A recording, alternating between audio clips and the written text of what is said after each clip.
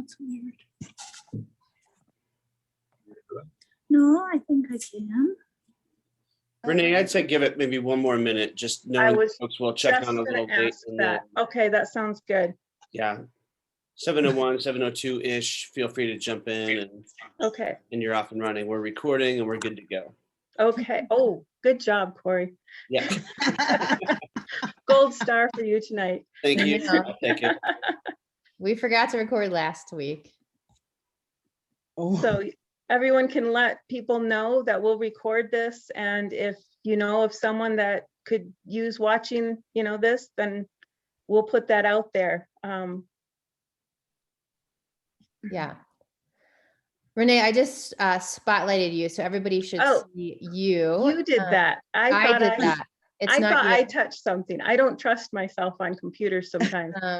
Well, I can just do it. I just removed it, but I will. I think because Lisa is sharing her screen, that's what we're getting for spotlighting. You might have a video next to it if you have the view up for that. So if you want to see the speaker, if you want to be able to see Lisa and the screen, if you go up to your top right corner, there's a view. And if you do side-by-side speaker, then that will have the person who's talking next to it, or you can do side-by-side gallery and see more images. But once I spotlight people, that will keep them there. So I will encourage you all, as we did last week, if you were on last week, it's great if you can just mute yourself.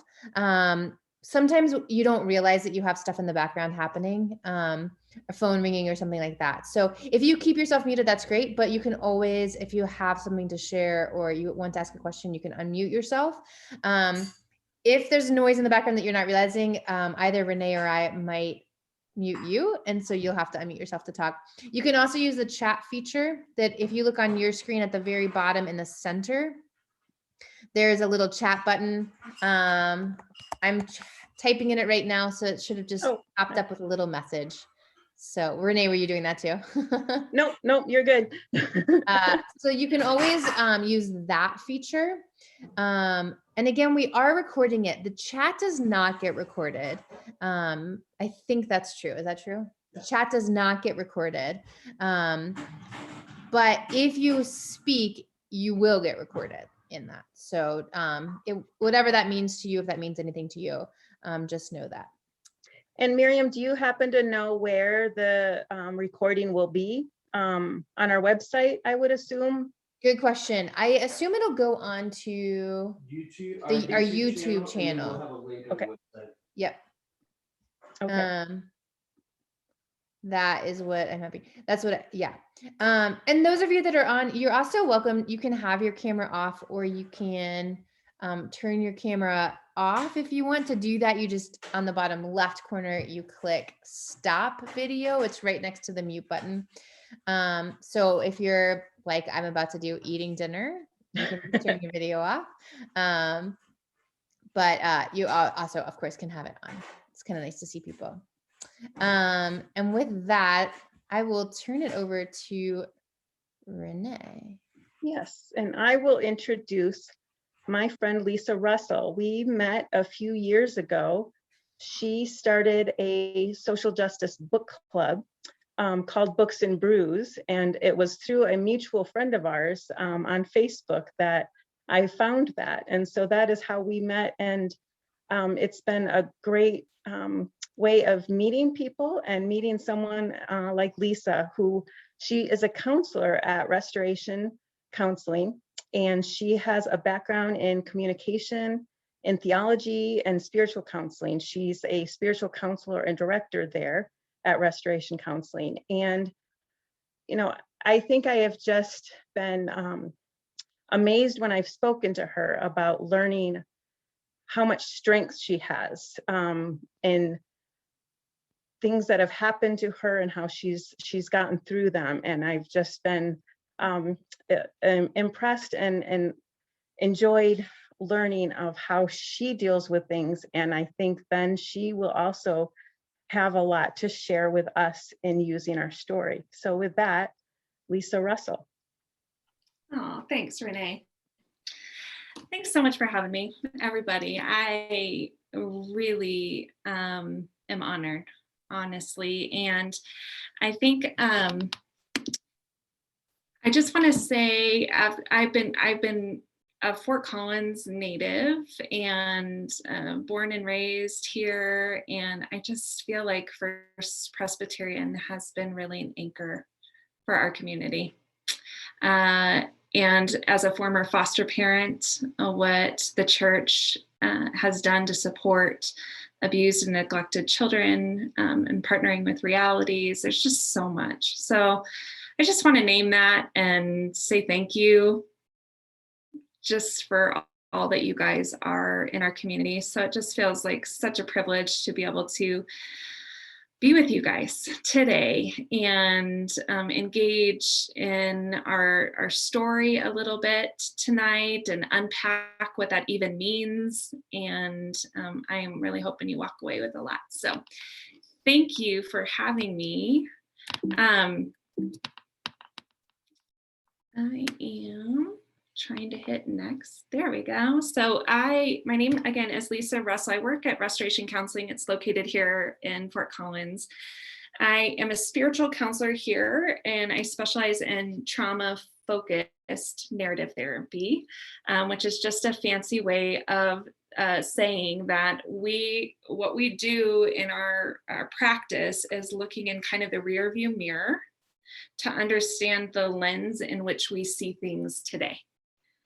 So if we don't do that, then we don't understand the filter that we see things with presently and even the trajectory that we're on in the future. So that's a lot of what we do. I'm also a spiritual director, which just means I get to sit down with people and do direction. And it's just a place to really see and foster what I call holy hospitality, which is a way to just unpack and notice God's movement and communication in your daily life and experiences. It's just bringing awareness to what God is already doing in your life and what he's continuing to do. And then I'm also an Enneagram practitioner. So if you've heard of the Enneagram, it's one of the many personality tests out there. Thank you. And I am certified by the International Enneagram Association, a program that trains and coaches others to find clarity on who God created them to be through the Enneagram. So it's not the end all be all, but it's just a tool into understanding the why of who we are, not just the what. So that's just a little bit of my background in a nutshell. As with anybody, lots of experience. And part of my story always comes into what I do here. So tonight, we're going to be talking about your story. And when I mention story, it really just means we are looking at your life experiences, what has shaped you, molded you through the good things and the hard. All the peaks and valleys of life. It's just kind of looking back to understand how we view things in the present day. But my hope for you tonight, really what I hope you guys will walk away with is number one, a deeper understanding of trauma. And I know that sounds like a big word and can seem like a little bit of a drastic word, but we're going to unpack what trauma actually means and how we've actually been living in trauma this past year with COVID. I also hope that you can understand your own coping style to the trauma that we've lived in this year. An awareness of, again, your story and narrative and how it shapes your coping style. And most of all, if there's anything you walk away with tonight, or maybe not walk away, as you move from your couch to your bed tonight, I hope that you experience God's invitation and his healing. So that's my prayer. Before I dive into trauma and engaging in the content, I want to take you through a little spiritual practice that's called palms up, palms down. It's an ancient spiritual discipline that's used and somewhat lost in our generation right now. But I'm going to walk you through this. So if you would you can either turn your cameras off if that's helpful, and just settle yourself into your seat a little bit and close your eyes. I'll take you through this prayer. When you've closed your eyes, just start focusing on your breath and gently place your hands on your stomach. Notice how your body moves to the rhythm of your breath. And deepen your breath so that you can feel it fill your chest, your stomach, and your rib cage with air.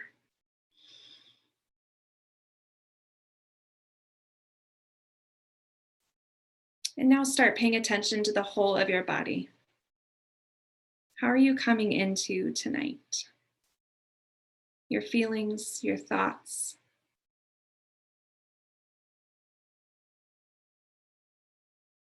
Do you notice any tension or pain, numbness or tightness in your body? Does anything worry you or make you afraid? Are you tired?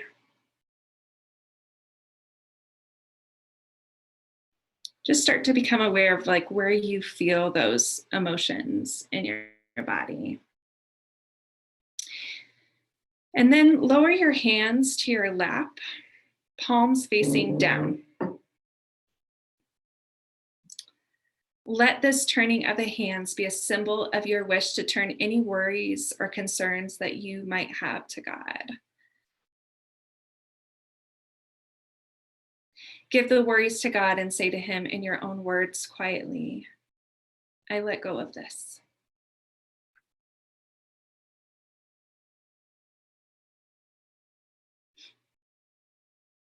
The frustration, anger, fear, worry, or guilt.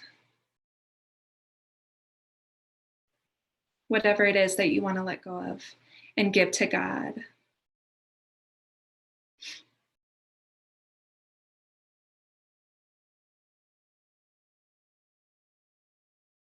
Maybe it's a relationship.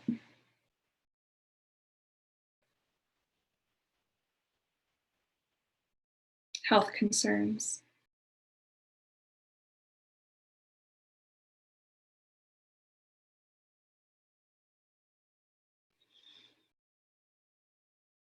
Keep turning those things over to God as long as they keep coming to your mind.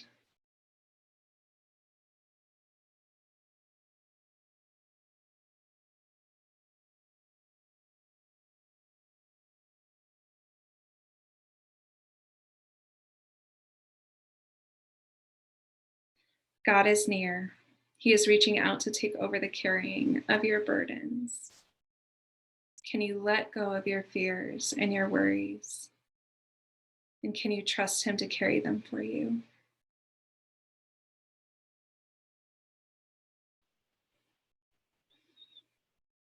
And once you've handed over your burdens to God and your mind has come to a still,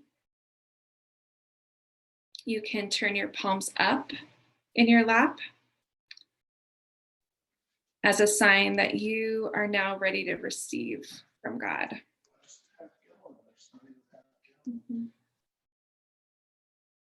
So just relax and imagine placing your hands palm up into God's caring hands.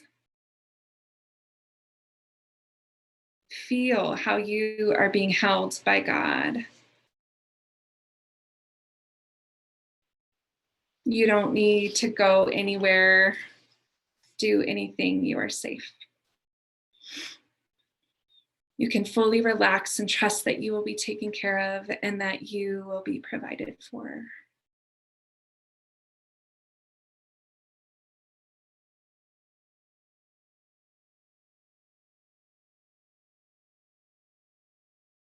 Enjoy the feeling of God holding your hands in his hands and loving you.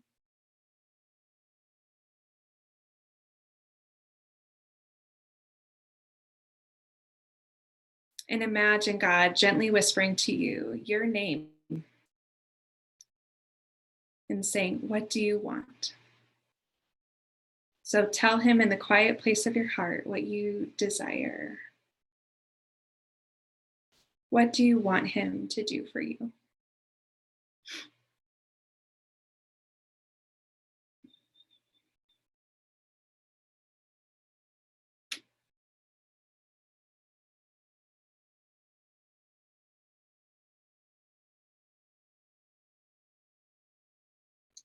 And finally, lift your hands to your heart and thank God for being with you and loving you.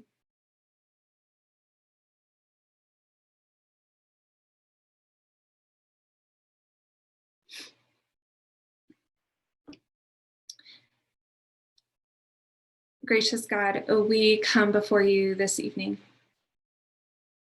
We thank you that you are our God who provides, who counsels, who comforts, who restores. May we sense you in these moments tonight. May you stir, God, what needs to be stirred within us. May you surface what needs to be surfaced. May the words of my mouth and the meditation of my heart be pleasing to you, O Lord, my rock and my redeemer. Amen.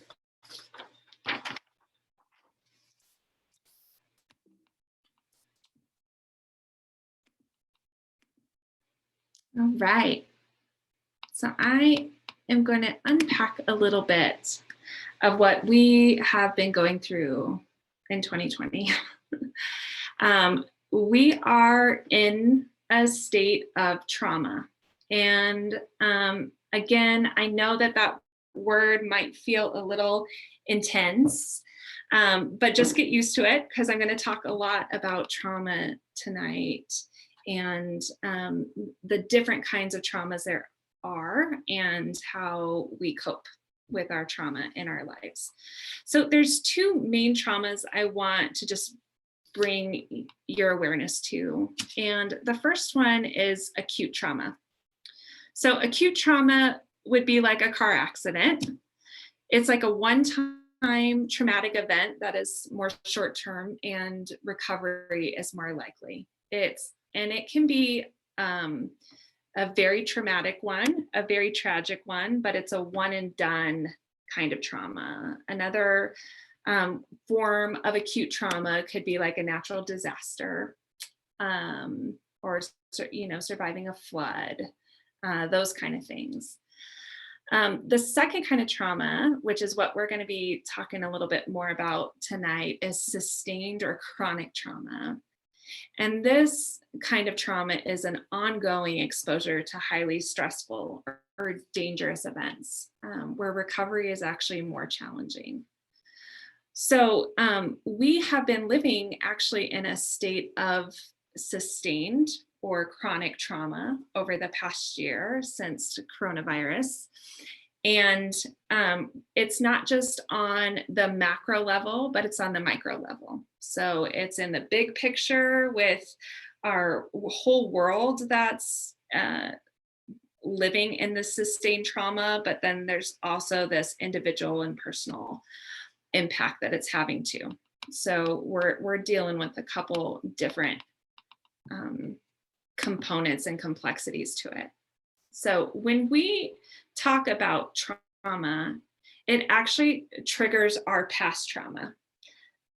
So I'm just going to give you a spoiler alert right now is we all have childhood wounds. We all have trauma in our stories. And you can say, I had a great childhood, or my parents were great, or I've never been abused. But we've all had some form of trauma in our lives, whether it's acute or sustained. I like to even refer to it as like a lowercase t trauma is more of the less intense type of trauma, and then the capital T trauma is the big events that can really be pivotal in our life. But we've all had some sort of trauma because we are broken people being raised by broken parents in a broken world. And so even something that could sound really elementary, no pun intended, of not being invited to the birthday party can seem traumatic because there's like a before that moment and an after that moment. So even with that example, right, there is something to say about before I wasn't invited to the birthday party, I thought that everybody liked me. But somehow in that moment, when I was in 3rd grade and then I wasn't invited to the birthday party, I started having this narrative that's more subconscious in my body, in my head, that I am not loved, I am not wanted, and I'm not accepted.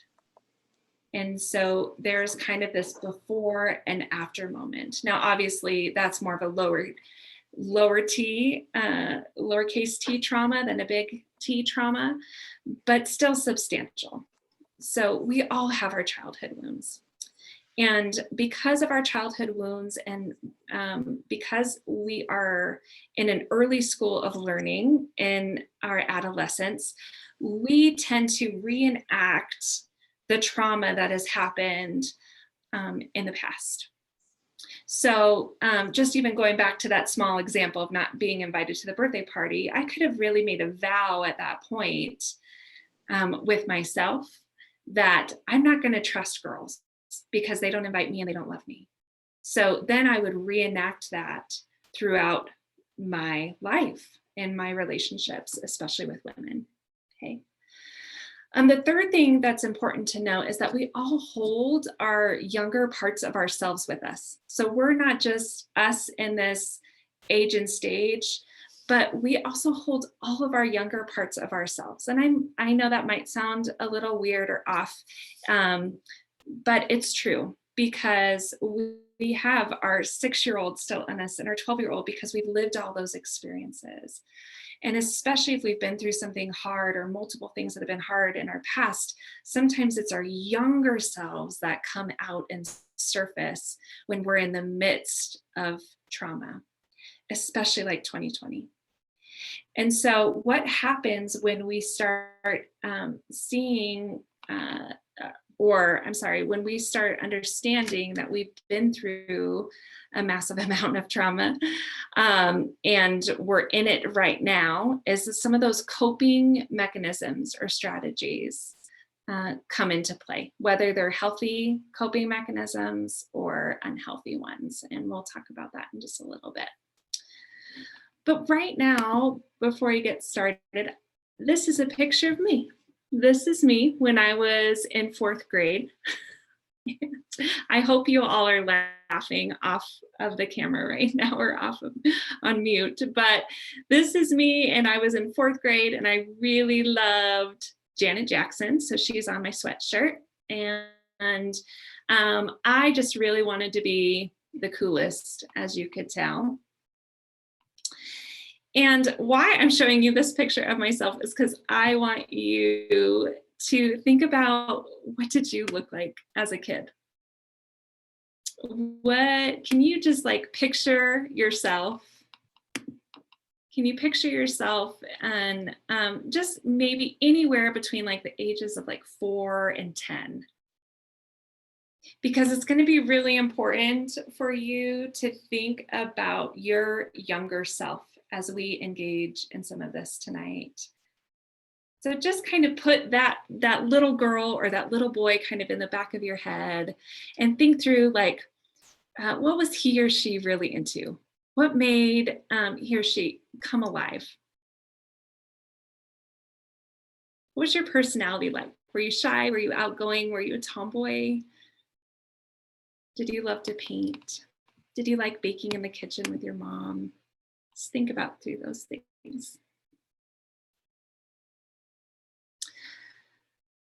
So I'm going to talk a little bit about our natural survival mode. So the beauty of how God created us with something called an amygdala is that our body's response when we're in either acute or sustained trauma is that we can go into 3 different categories, which are fight, flight, or freeze. And I'm sure a lot of you have heard of these things before, and hopefully I can unpack them a little bit more for you tonight. But what I want you to do is kind of stay with yourself as we're talking about this. It's going to be really easy for you to think about all the other people that the way they go to. Maybe you'll think about your kids or your spouse. But I really would love for you to stay with yourself tonight and think through, where do I go? What has been my response even this year to this sustained trauma that we've been living in? Have you gone into fight? So fight is more of the powering up, the facing the problem, the running to the problem to face it kind of head on. It's like kind of serving the justice that needs to happen, and I don't know, putting up your fists, if you can kind of envision that. The second category is flight. So this is where you're powering down. Like, I don't want to fight, so I'm actually gonna, leave. And sometimes that actually means like taking a flight somewhere else, right, to escape. Even though you can't escape from Corona anywhere in this world, there's still been many stories of people just needing to get out and away. So have you powered down? Have you run away from the problem in one way or the other? And the third category is freeze. So this is when we just disengage. This is like the sitting down. I'm not running to the problem. I'm not running away from the problem, but I'm just frozen. I'm just gonna sit down and like cut off all the feelings in order to survive. What I also want you to do is not just think about yourself and how you've survived or coped with 2020 and even 2021 as we're entering into it. But where have you noticed that you've been in your story? So kind of going back to those childhood wounds that we all have, those moments in early adolescence when almost like there's a shattering that happens. Like, I thought this, but now this, those pivotal moments in your life, maybe it's a parent's divorce, maybe it was an acute trauma, maybe it was an abuse. How did your body respond? How did you cope? So I'm going to unpack these just a little bit more to give you some categories, okay? Just to get some ideas of what it means and looks like to set up a fight. So that first category of fight, in fight, flight, or freeze, these are things that we do when we're running towards the problem. We're trying to tackle it. It's the powering up. It's the strength. The first one I wanted to bring up is cynicism. So this is like the negativity. This is no one is getting it right and it will never be right. We often hold this in our bodies, like our shoulders are tense, we're really tense. It's real toxic negativity. The second category is hypervigilance. So this is like very fear-based. These are the people that you see that are wearing double gloves, double masks, sanitizing everything. When they get their groceries in, they're wiping everything down, just super aware. They notice absolutely everything, right? Every detail, trying to think through all the things to make sure that, doing the hand sanitizer 50 times a day. And not that those things aren't important, the mask and keeping us all safe, but there's a level of the fear-based and the hypervigilance that makes us notice everything, that it can actually be debilitating. So this fosters that anxiety, it fosters that panic, and you'll feel it in your heart, like your heart will race. You'll wake up in the middle of the night thinking about all the things that could go wrong. And So hypervigilance. I'm sure we've all experienced some form of all of these that I'll unpack tonight, but just continue to stay with yourself and just be aware of like, okay, who have I noticed? What have I noticed? And then the third is control. So this is kind of the powering over. This is the if you've seen people on social media with the tirades, you know, that are just lashing out at everybody that doesn't agree with them and trying to make it right. This is definitely like even the rebel I put on here, because it's like the people that are like, you know what, I'm gonna wear a mask, but I'm gonna wear it down here where I can still breathe out of my nose, just to like shove it to the man a little bit, right? Or it could be like, everyone needs to wear a mask. And I'm not trying to be political here at all with any of this, just trying to give some categories of, because of this sustained trauma, this is where we go just to cope with what's happening. Okay.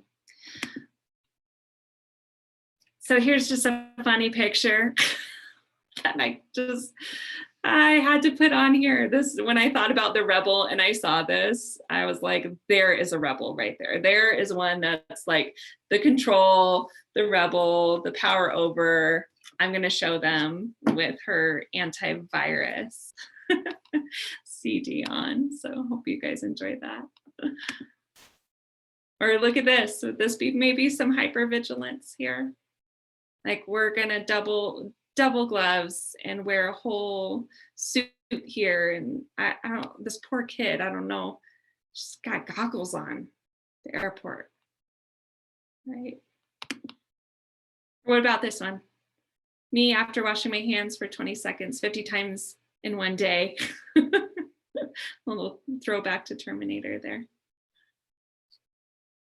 So again, just kind of start taking a mental note of where you feel like you have gone. And you don't just fit into one category, but we could fit into several of these. And obviously they're nuanced and complicated, but just giving some framework for where we go. So in the flight category, we have things like addiction. This is, I need to look for comfort. I love the Latin, when we unpack the word addiction, it's addictio in Latin, and it actually means given over in devotion. And so addiction is like rampant right now, as I'm sure most of you know, but like alcoholism has gone up like off the charts. Pornography is off the charts right now. And it's because people are looking for comfort to cope with the trauma of what's going on, right? And this is often something that we've like gone back to, that maybe we've had freedom before in the past, but once this starts kicking up on, again, on the macro level and on the micro level, we tend to like go back to the things that we know, oh, this helped me survive before, it'll help me survive again. Pour another glass of wine. Keep eating the food, right? The dangerous part of addiction, that is actually it fuels shame. And so it keeps us in this really destructive cycle. The second part here is escapism. This is, again, flight is running like away from the problem, but to something else. So addiction is running to something that can bring comfort. Escapism, same thing, but it's usually like getting lost in something. I often think of video games with this, and maybe it's because I have a 13-year-old boy that can get really zoned out, and I could be yelling and talking to him. I could walk in with a circus and he might not even notice if he's in the middle of this video game, right? So we just get lost, and that is a definite coping mechanism in the flight category. The dangerous part of escapism is that we just become a shell of a person. The next part is a toxic positivity. Now, you guys might be thinking, well, what's wrong with being positive? Shouldn't we choose joy? Shouldn't we choose positivity? Well, there's a level of it actually being toxic. It's somewhat of a false sense of security. It can be fake. And it's really just a way for us to stay comfortable because we don't want to step outside of that and be uncomfortable. So we're just really convincing ourselves by over and over saying all the positive things that we're not actually engaging with what's happening internally. And we're not even allowing God to really come into those places because we're just convincing that everything's fine and it's going to be fine. There's also something called spiritual bypassing that I think is really important to define today, because I can see this in toxic positivity. And that's, again, this is just a word that's, fancy for basically giving these Christian platitudes when someone really just needs to be sat with.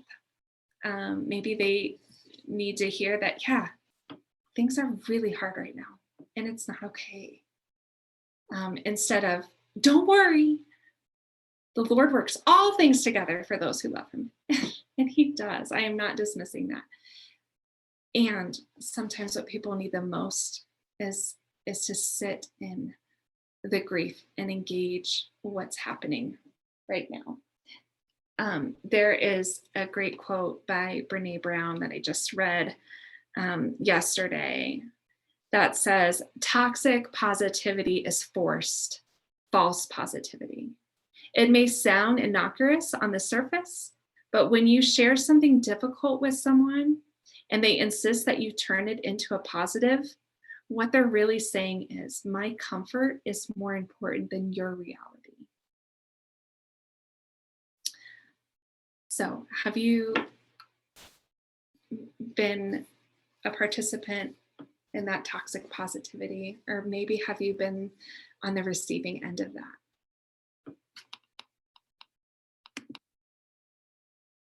This is a meme I love with the flight, especially with the Netflix binges that have happened over the last year. Just one more episode. Maybe that's just me that has binged on that. I just love this one too. Positivity. Focus on what is good. Be kind and give to others. Only you know the sick depravity of your actual thoughts. Just keep smiling. Love the kitten on there. Or back to the video games. I'm not last. I'm leveling up right now. Totally soaked in.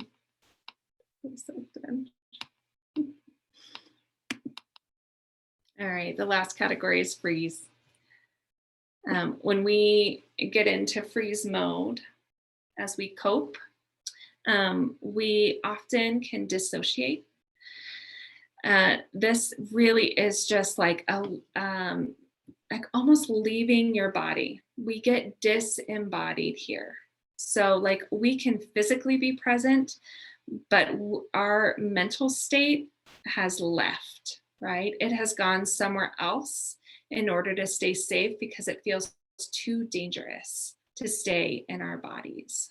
Oftentimes we could just be almost robotic, like going through the motions. But again, we've cut off all the feelings in order to cope and survive. And so there's not that embodying, there's not the tending to of what's really happening internally. Withdraw is another form of freeze. It really is just like isolation, right? These are the people that have set the really firm boundaries, have stayed really holed up, maybe not even done Zoom. They get really into their head and very cerebral about it because their left side of their brain, their cerebral part of their brain feels more safe and can provide some sort of stability for them. And then there's avoidance. This is when I think of like plugging your ears and la, la, la, la, la, this is avoidance. Like, I'm just gonna pretend like this isn't happening. I'm gonna turn away. I'm gonna steer clear of all the things, right? Just avoid any conversation, any emotion. I'm just gonna avoid. This is the perfect meme, I think, for that. Avoiding. I can't hear you. Or dissociation. It's a big to-do list. Crossing off nothing.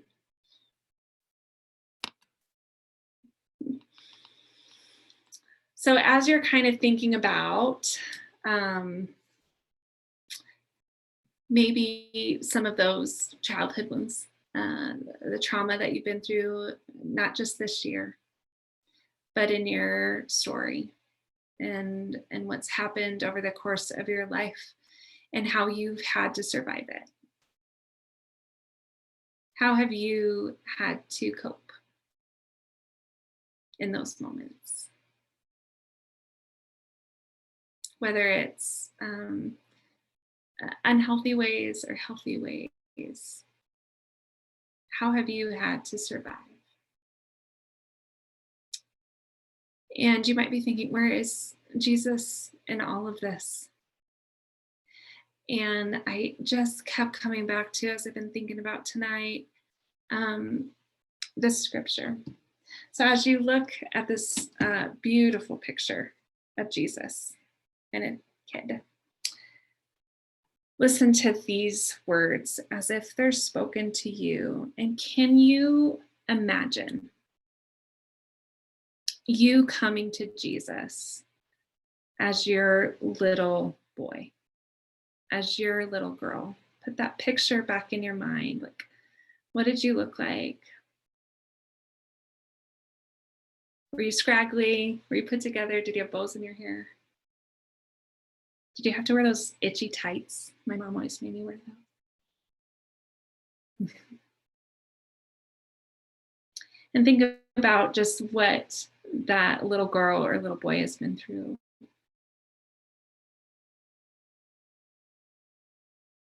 And maybe even think about the weakest parts of you.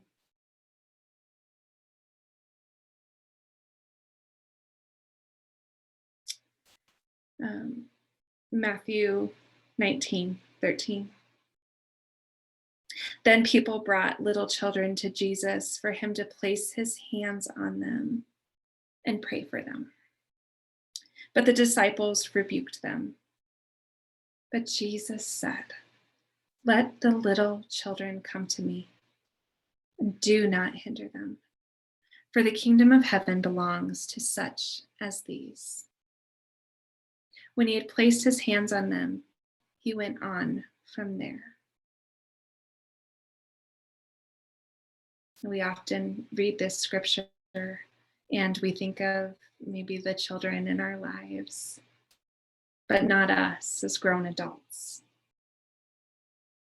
But the truth of the matter is that we hold these younger parts of ourselves with us. And so your little boy, your little girl, and really what it's even representing here is as the weakest parts of ourselves. Maybe those places that we have had to cope and survive. Can you imagine that Jesus is inviting you in, saying, "Come to me. Do not be hindered. Come to me." And can you imagine him placing his hands on you, praying for you? This is kind of how I imagine him laying his hands on me and praying for me, is in this hug and this embrace. And I hope you can go there in imagination also.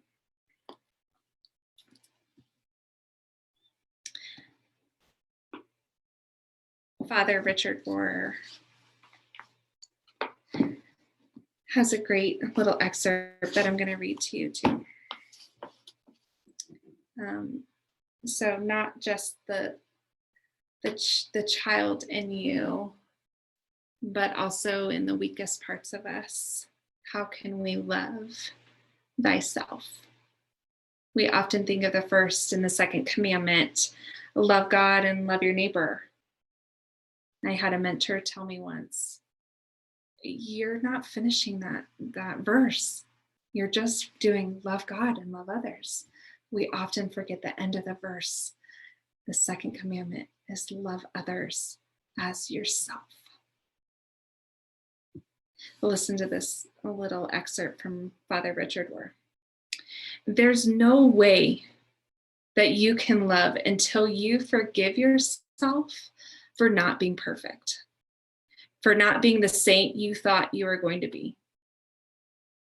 To use Franciscan imagery, until you've leapt across the chasm and embraced the leper. Until you recognize that really the leper is not on the other side of the chasm, but the leper is, first of all, the leper within. You won't really know your passion or be capable of compassion. Compassion comes from a spacious place where a lot of things are put together and coexist, where we recognize, forgive, and make friends with the enemy within. There's nothing you hate. There's nothing you fear over there in other people that you haven't met and forgiven in your own soul. The passionate struggle with your own shadow becomes compassion for the struggles of our neighbor.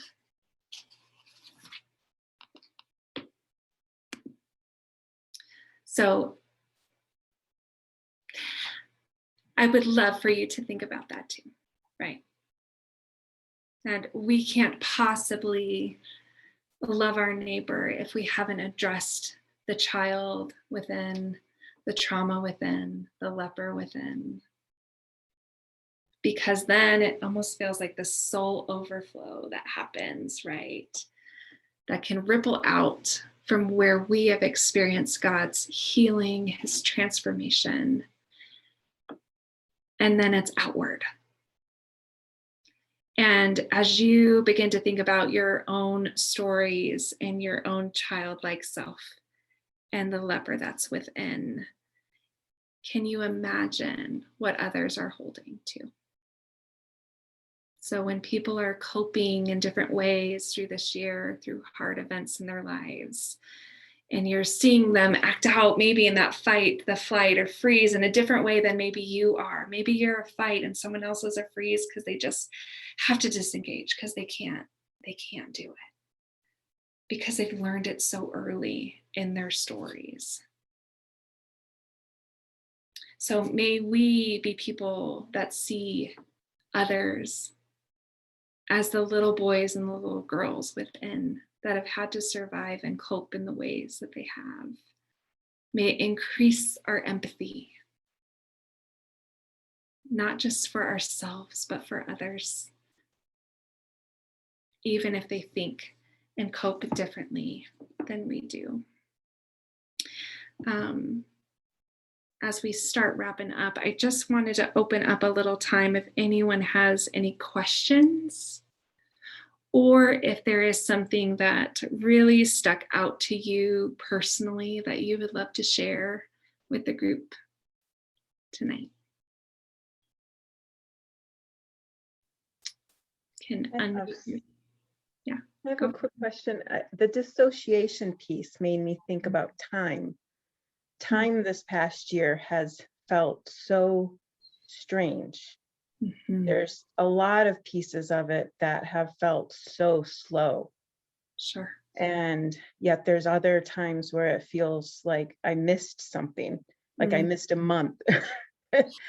And am I right? Is that kind of part of this and part of this coping?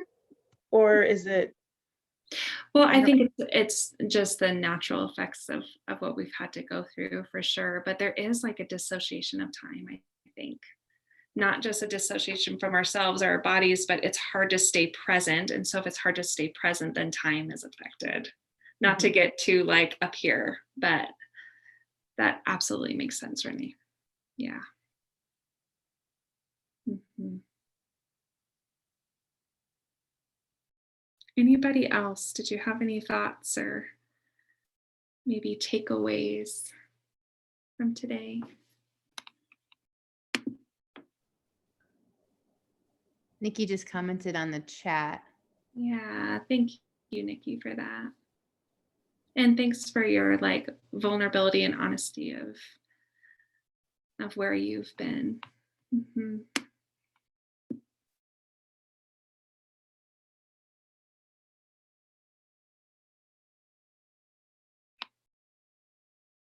Just leave one more minute if anyone else wants to pop in.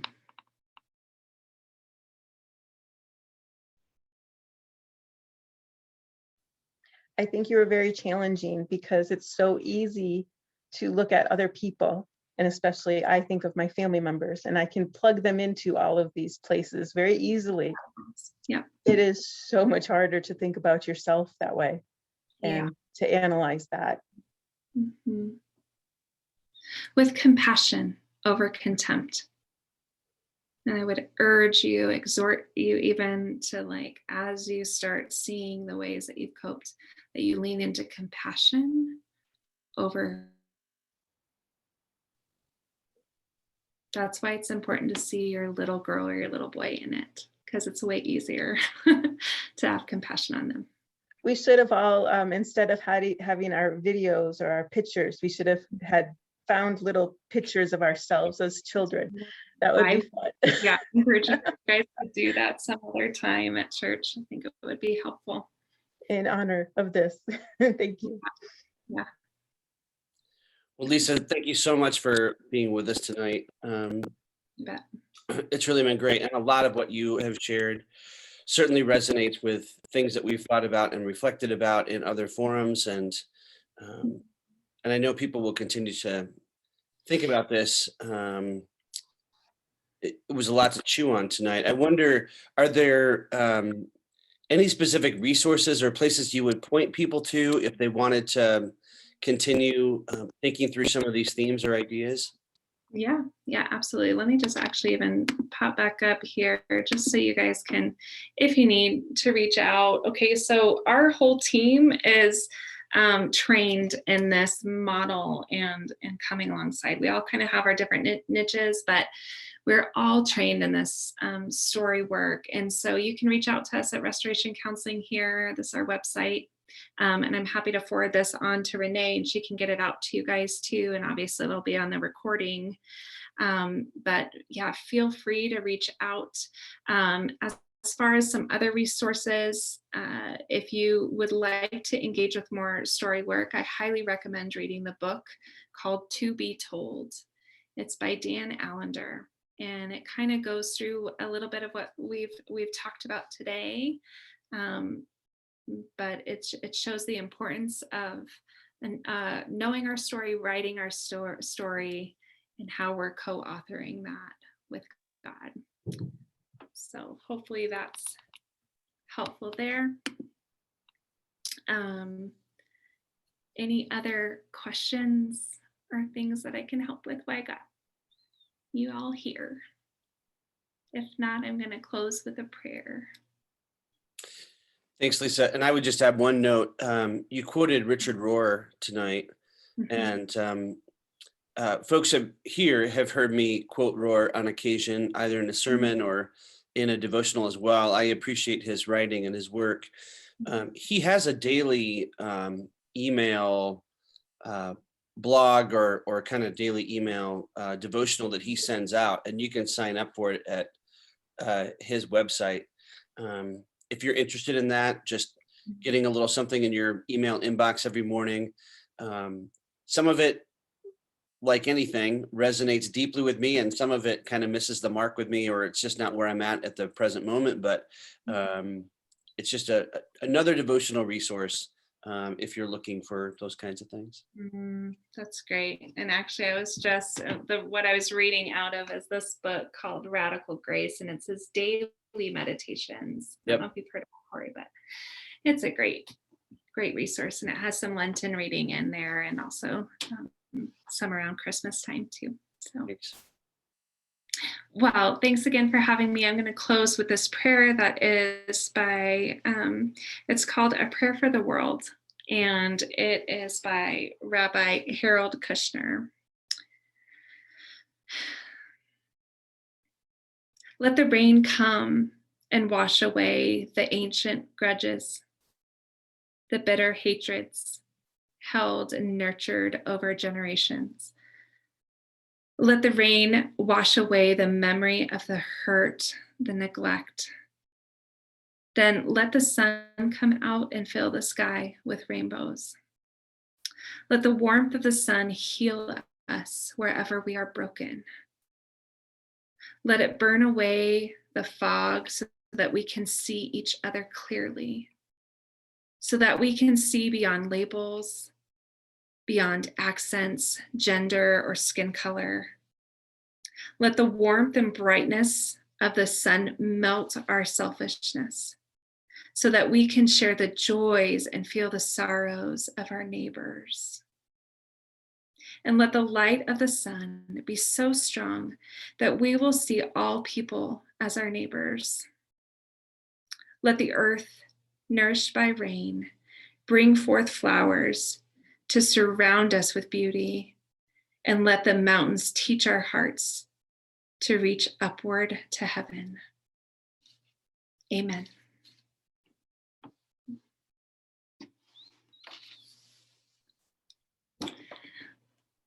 Thanks, May- Lisa. And thanks, Renee, for hosting tonight. Yes, thank you, Lisa.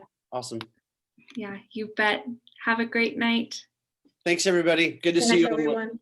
Just a reminder for our FPC folks, next Wednesday night on March 10th, we'll have 3 of our doctors from First Press, Claiborne Dungy, John Cawley, and Shelley Moore, sharing the most recent updates about the COVID vaccines and information about the coronavirus, which I know the news seems to be changing almost every day about what's happening. And so that'll be a great opportunity to get caught up and see what the implications are for us individually and for us as a community. So we look forward to seeing you next Wednesday night at 7 o'clock. Thanks, everybody. Good night. Bye.